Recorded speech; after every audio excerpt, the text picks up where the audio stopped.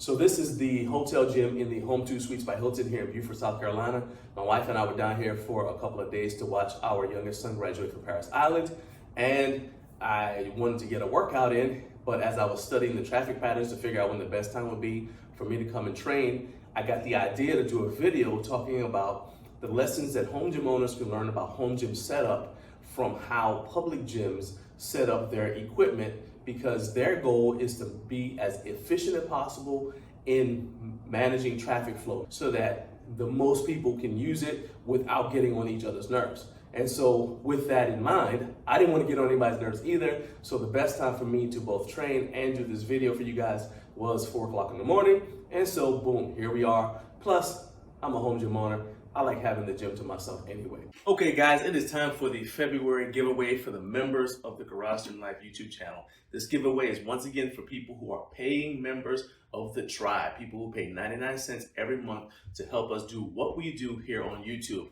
And this giveaway comes from Athletic Over Everything, and it is a set of their high quality, ultra premium wrist wraps. So I've got a set of 24-inch wraps, a set of 18-inch wraps, and then there's no label on this, but these are the 36-inch wraps. They come in this case that keeps the wraps fresh. So when you get the case, you want to keep your wraps in the case unless you are actually using the wraps. So take them out, use them, put them back. I've tried them. I love these wraps. And because we have 3 sets of wrist wraps, we're going to have 3 winners this time. And all you have to do is be a member, once again, of the Garage Gym Life Media YouTube channel. The link to do that is in the description for this video. And then what I need you to do is comment in here what size of wrist wrap you wear. Do you wear 18-inch? Do you wear 24-inch? Do you wear 36-inch? And then I'm going to announce the winner in 2 weeks. Okay, so not this Friday, but the following Friday, we're going to find out who the winner is of these high quality ultra premium wrist wraps from Athletic Over Everything. Good luck to everybody.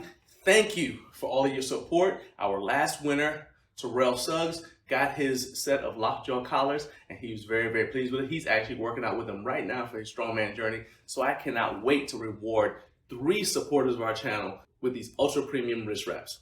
Okay, let's go back to the video. This is a really nice gym.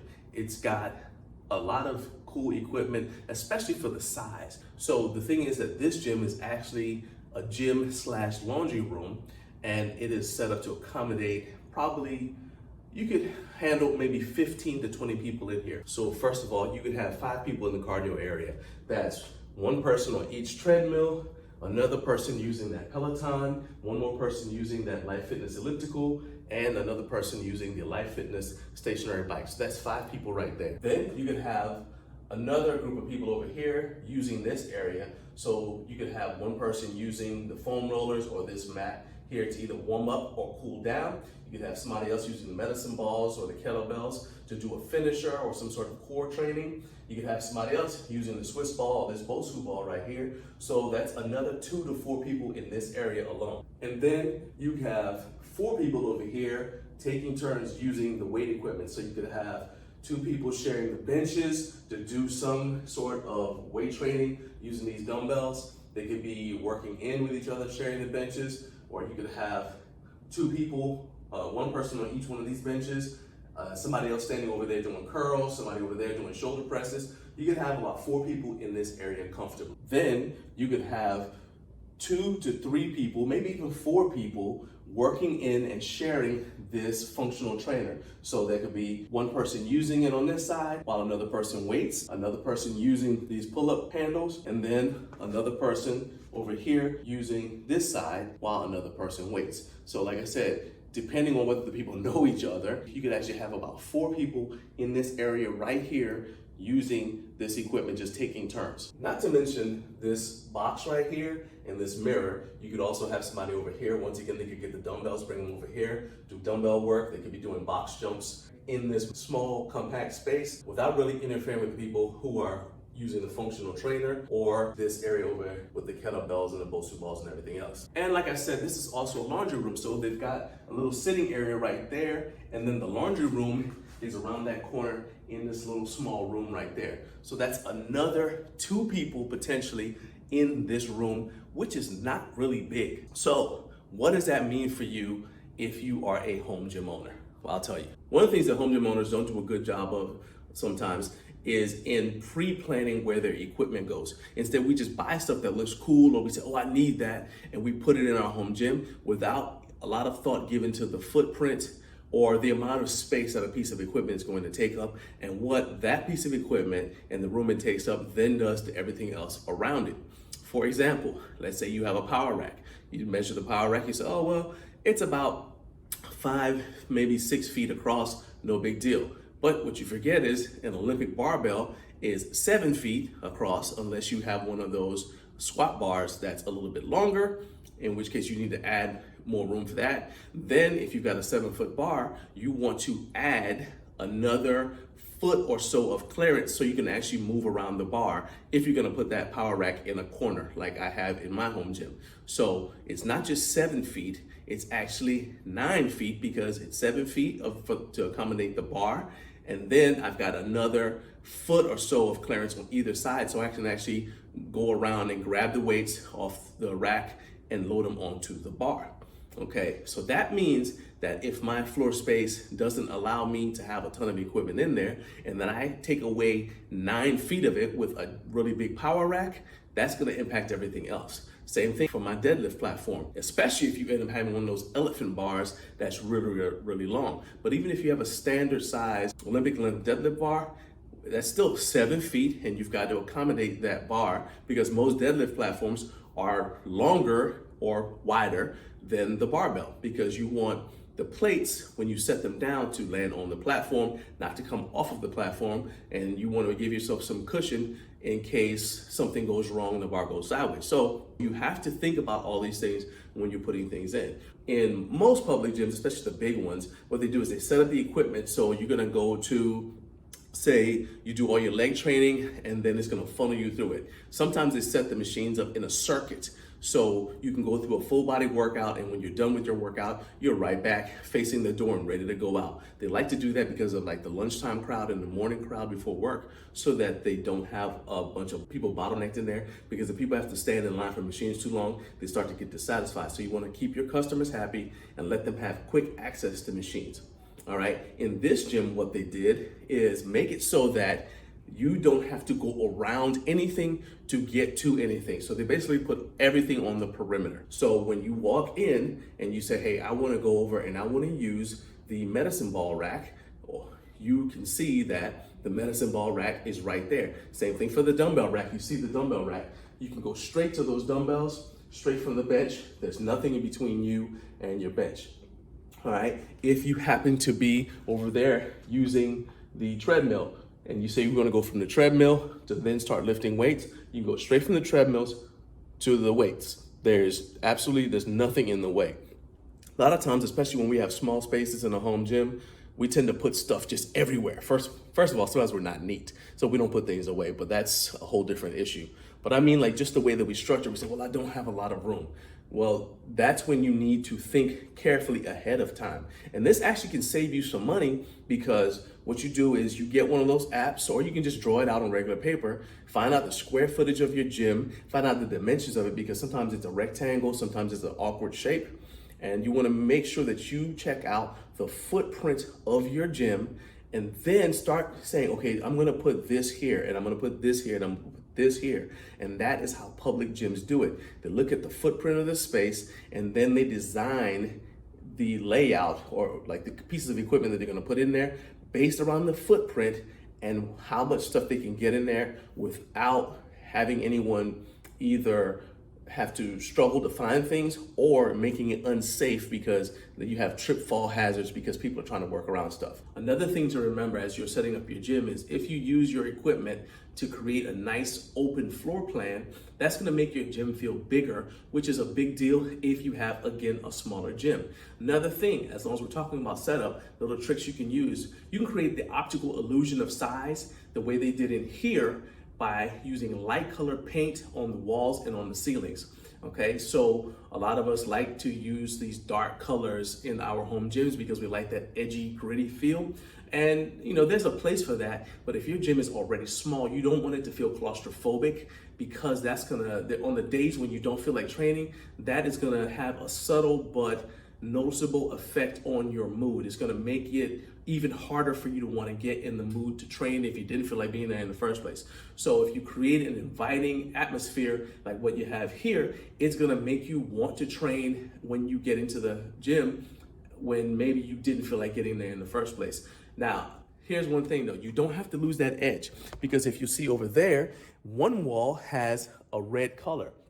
And so that's an accent. And so you don't have to make all of the walls just a plain boring color. You don't have to make any of the walls a plain boring color. All I'm saying is use a lighter color to make it look nice and open. You can use mirrors like they did, and that helps to create the illusion of space. And then you go to one wall like they did, and then you use that wall as your accent wall with your aggressive color so that you maintain the edge that you want in your home gym.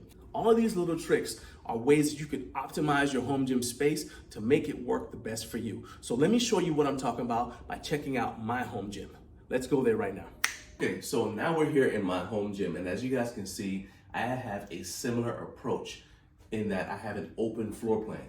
You see right here, everything is up against the walls. The reason I do that is not only so I can work out here in the center, I can do most of my warm-up exercises and all my accessory stuff, but also because I have it set up so that people can walk this way along this highway here without any impediment. If I turn the lights off, you can walk up and down this little route right here without stubbing your toe or anything.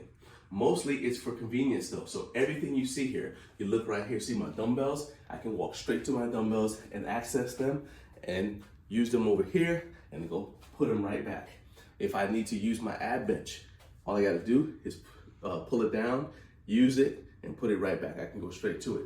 If I wanna hang my heavy bag, I stand it up, hang it up there, and then once again, I can use it, put it right back down. And the heavy bag is stored the way it is so that I can access all of the things that I have here, all right? From my power wheel, this is used for lower body ab work, wheelbarrows, things like that, to my gravity boots, all right, my Teeter Fitness gravity boots. I've got these, so I can grab them, take them right over here, hang them up there on the power rack, use them, get back down, come right back over here, and put them right back. Everything is instantly accessible. Foam rollers, everything. The only thing that I have to move out of the way would be I have to move Crazy Dave here out of the way if I wanted to use my sandbags. But guess what? Crazy Dave is considered a sandbag to me, and so he's right where I need him if I need to access him. All the accessory handles, my attachments right there, easy to access. My ab mat, easy to access. Again, this is fairly heavy, so this glute ham developer, I have in this floor glute ham developer, I can get it off of here, and all I have to do is step right here, pick it up, slide it off, and again, I have it. If I need to use any, I feel like a broken record here, but if I want to use anything, my leg extension, leg curl, my treadmill, my rowing machine is stored over there. All I have to do is slide it out, slide it over here, use it, and put it back. So if I were using a rowing machine over here, which is where I normally use it, and somebody else was on my treadmill over there, we wouldn't interfere with each other. So we could have more than one person training at the same time.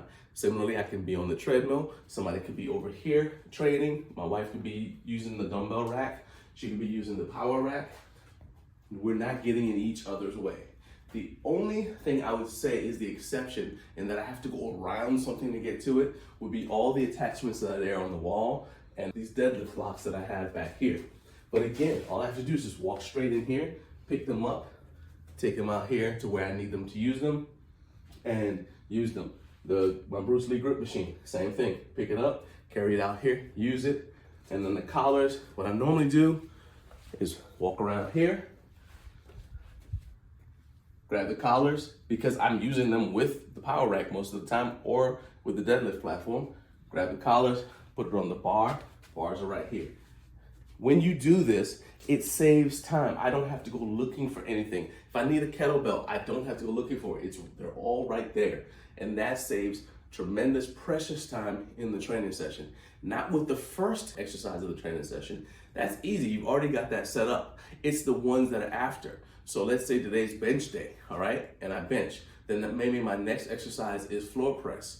Setting up the floor press is faster because I don't have to go looking for the stuff that I need to do the floor press. Then maybe I want to do some dumbbell flies. It's easy to get those. It's easy to wheel my bench out of there, set it up right there, do dumbbell flies. So there's very little time in between exercises of a workout simply because of how I have set up my home gym. Now, we talked about the environment as far as colors on the wall. So this home gym doubles as a recording studio because obviously of what I do. But you see the colors are still not something, they're not so dark that they're depressing. For example, right now it's about 7 o'clock in the morning, it's winter time, so it's a little bit dark outside.